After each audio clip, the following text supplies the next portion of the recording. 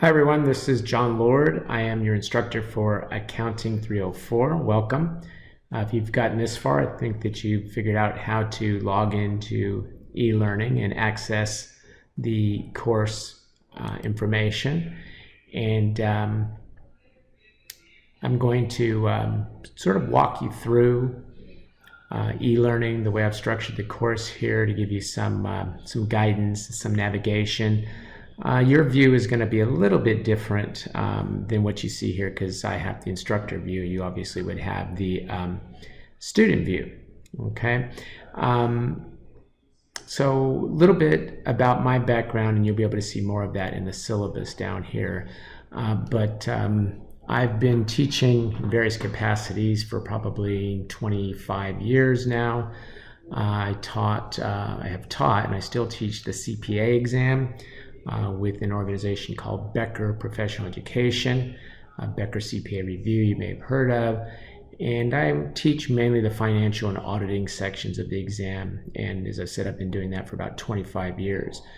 During the same time that I have been teaching for the CPA exam, and before then, I also worked for the federal government, an agency called the Government Accountability Office.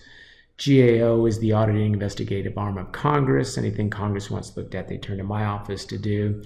So I was on a variety of financial statement audits, looking at the IRS financial statements, consolidated financial statements of the federal government, Bureau of Public Debt's financial statements, and you can see some of the listing of those in the bio section of the syllabus. Did that for about, maybe about 15 years.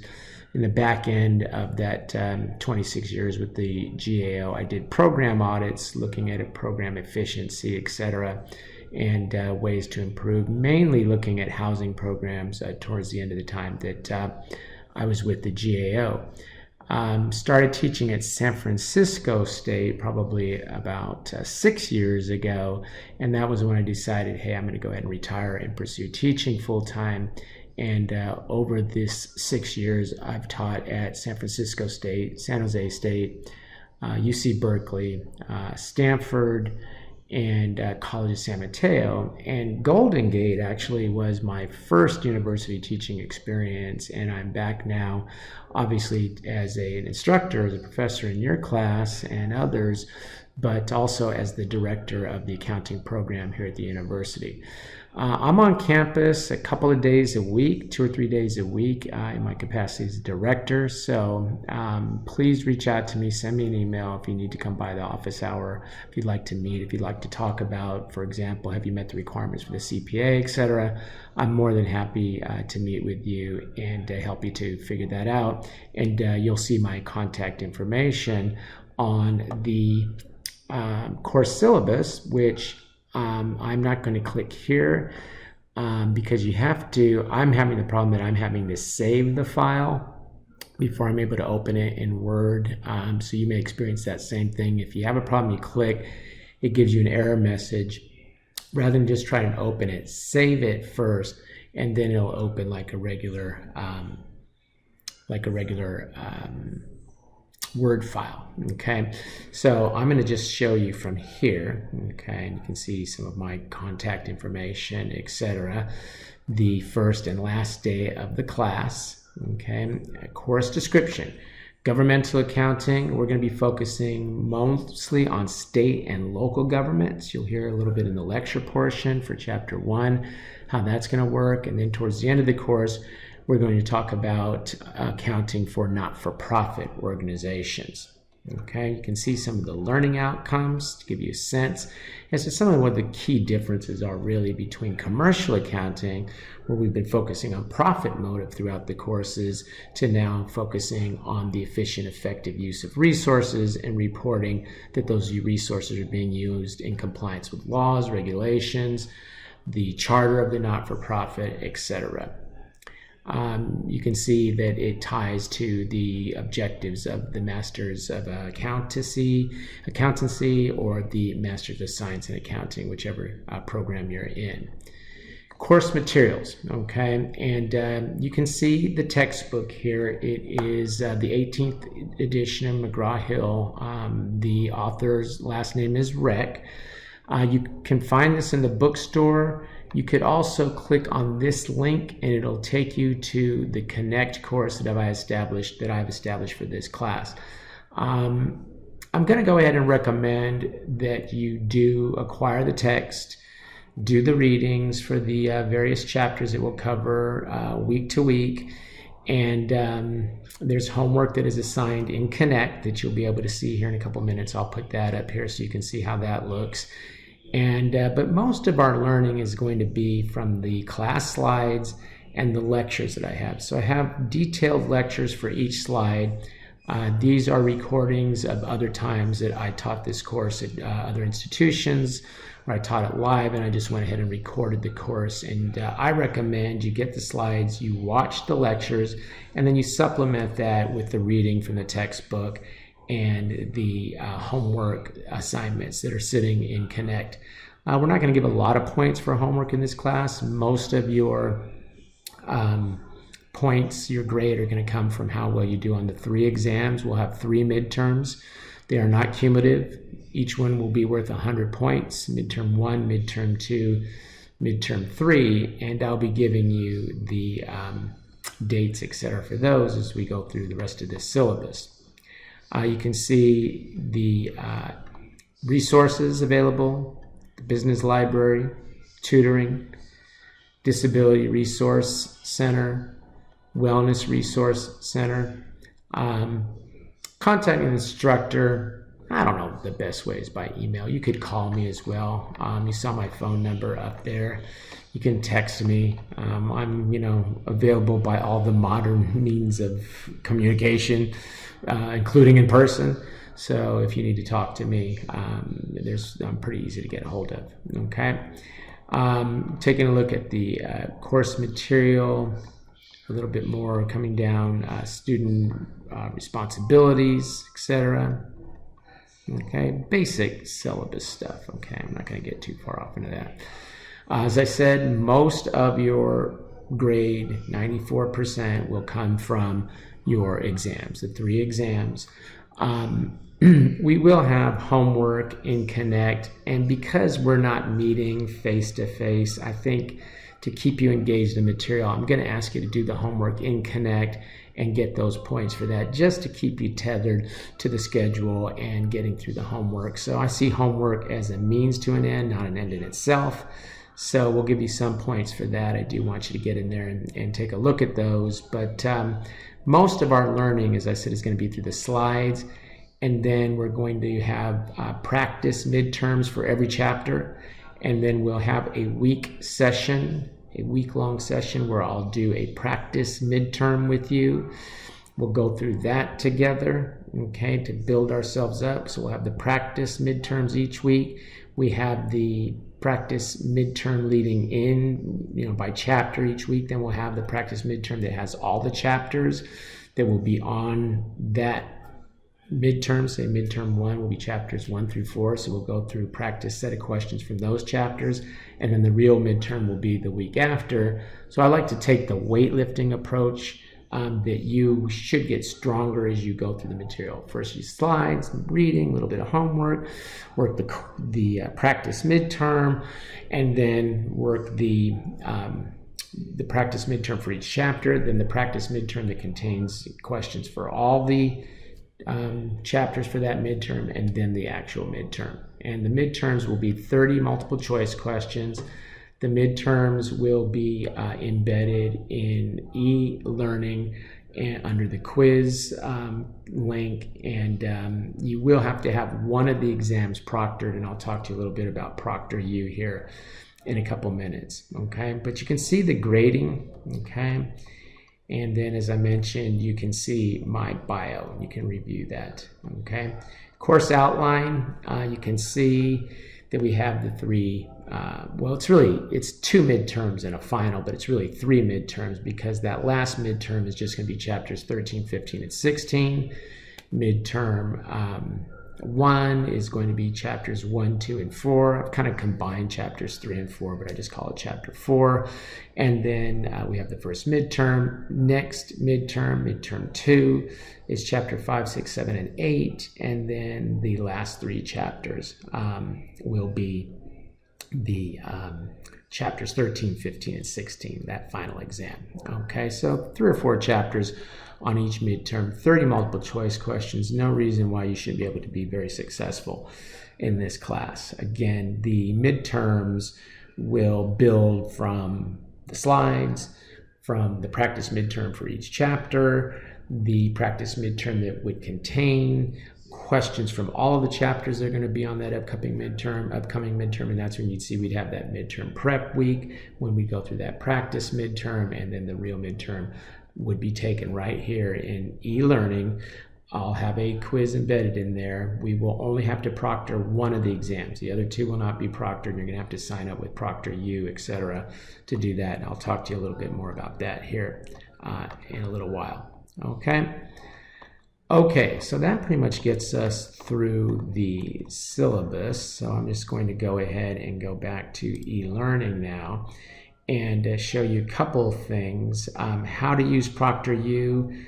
ProctorU guidance, a couple of links there. Okay, how to use ProctorU in a GGU class as a video. It's a little bit scary the way some of those things, those animated figures talk in that video, but go ahead and view that. I think it's useful.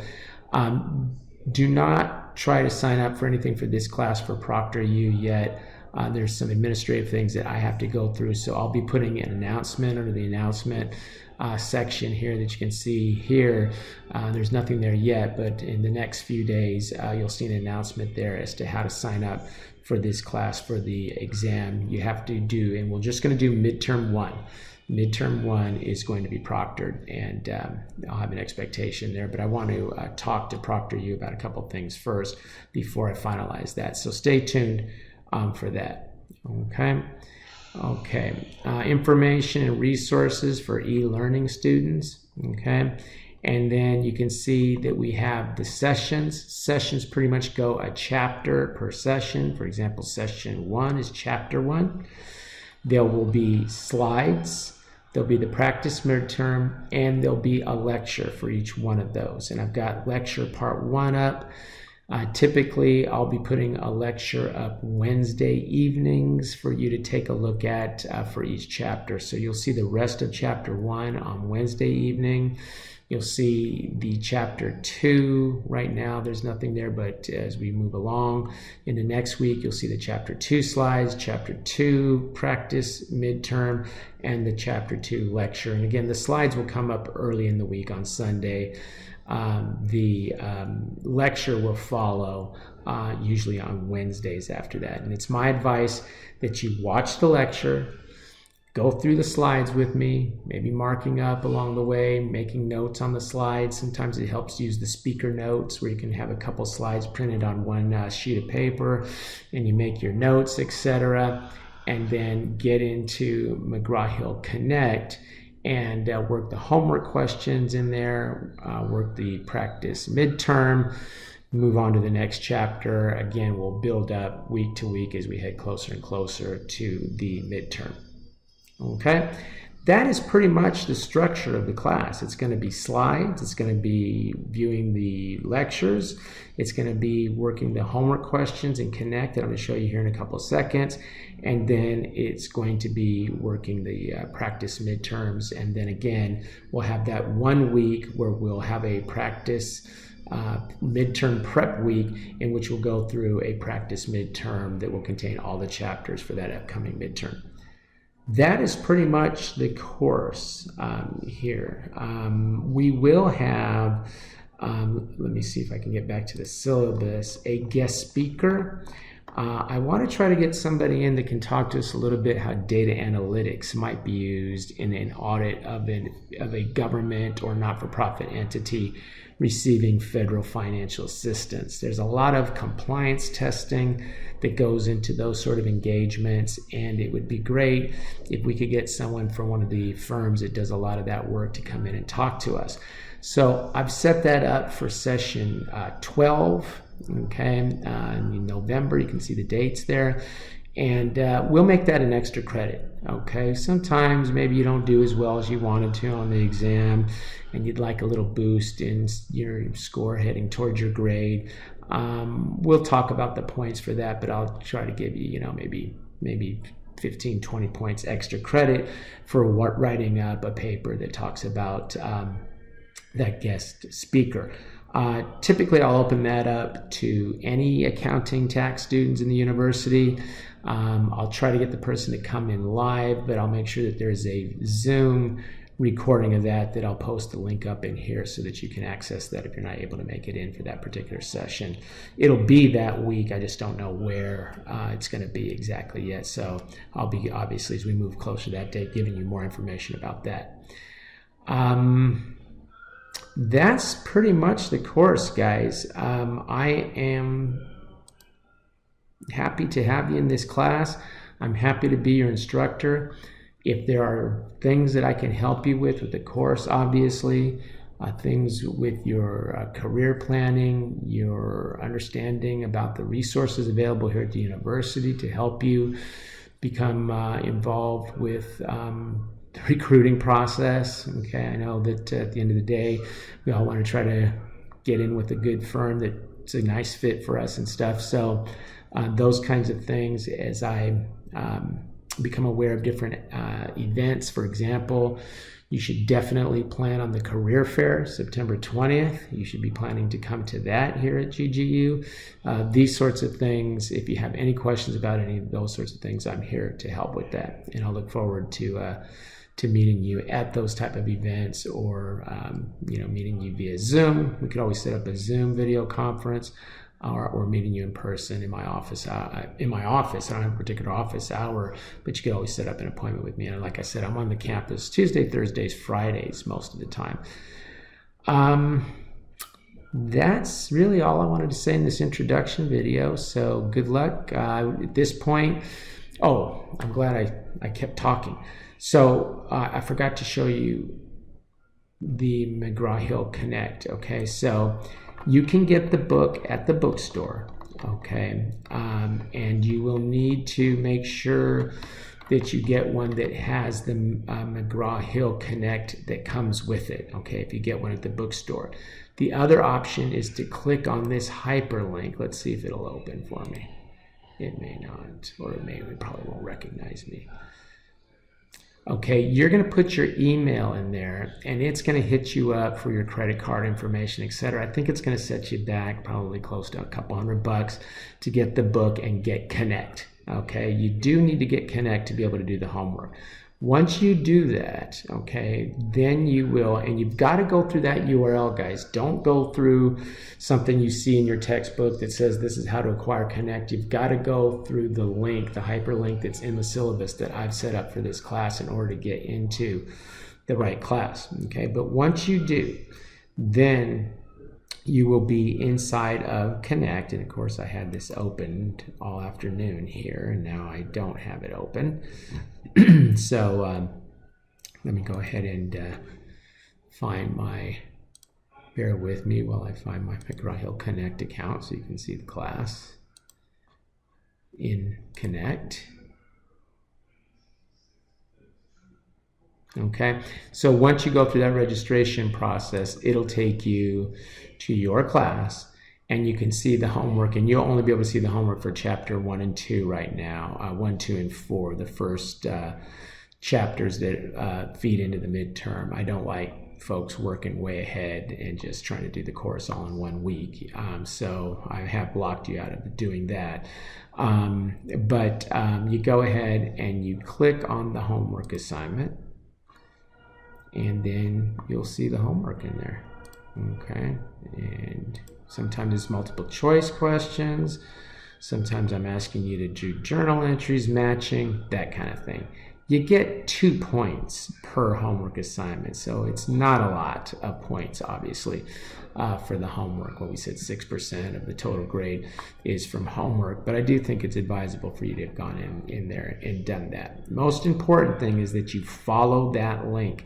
Don't sign up for Connect through some other mechanism, something that you get in a bundled package in the bookstore or something. You need to follow this link, and you don't have to go through the bookstore. You could always order the loose leaf version of the book if you want that, or if you don't want the loose leaf version, your Connect access will come with an ebook. And I think you're probably pretty well versed in all this. Okay, but again, if you have questions, you know where I am. Okay, and feel free to reach out. Okay, guys, looking forward to working with you this semester and this trimester, and good luck with all your classes. Okay.